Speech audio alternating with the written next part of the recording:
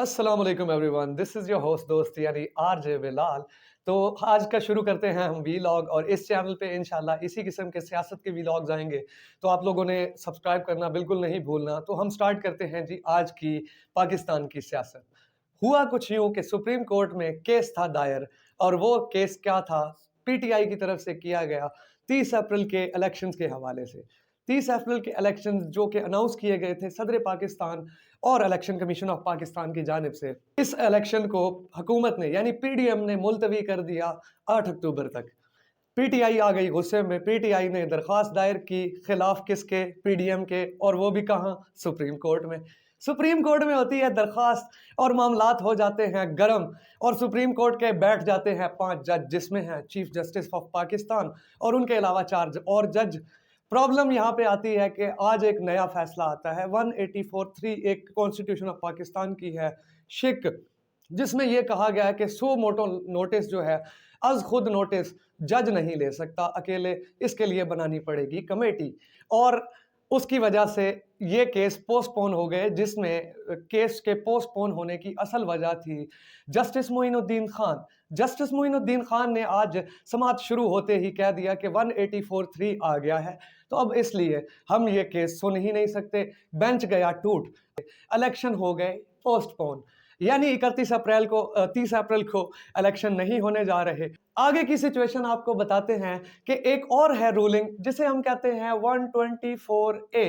124A क्या कहती है जी? वो कहती है कि जी बगावत का कानून है, किसी भी इंसान पे आप बगावत का कानून बना सकते हैं, और हुआ भी कुछ ऐसे हमारे पॉलिटिशियंस पे, ये पहले होता भी रहा है।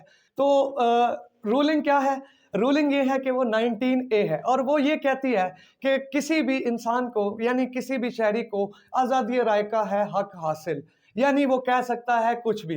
तो इस रूलिंग की वजह से, इस शिक की वजह से 124A नॉन एप्लीकेबल हो जाती है। और सेकेंडली आपको बताता चलूँ, ये गोरों का कानून है बगावत का, जिसमें गुलाम हुआ करते थे और उसमें बगावत हुआ करती थी। चूंकि गुलामी हो गई है ख़त्म, इसलिए ये वाला कानून नॉन एप्लीकेबल है 124A का।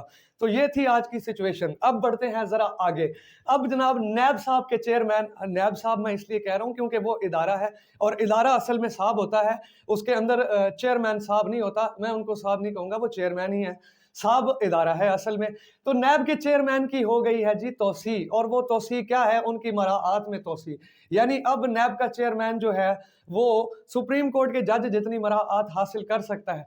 तो ये भी एक नई पेशरफ्त है, आप इसे सुने। उसके अलावा एक और पेशरफ्त है कि जी supreme court of Pakistan, sorry supreme court of Pakistan नहीं, पार्लियामेंट ऑफ पाकिस्तान में एक बिल पेश किया गया था। अच्छा, ये बिल होता है पेश और अब होता है क्या? बवाल मच जाता है पार्लियामेंट हाउस में, बिल हो जाता है पास, और बिल होता है जैसे ही पास उसे पेश किया जाता है सेनेट में, सेनेट में भी ये बिल हो जाता है पास। अब इस बिल के पास होते ही सुप्रीम कोर्ट में आ जाएंगी इस्लाहात और ये बिल पेश किया जाएगा सदर पाकिस्तान की जानिब। तो आज के वीलॉग आपने एंजॉय किया, मिलते हैं अगले वीलॉग में, तब तक के लिए दीजिए इजाजत, बाय बाय, अल्लाह हाफिज।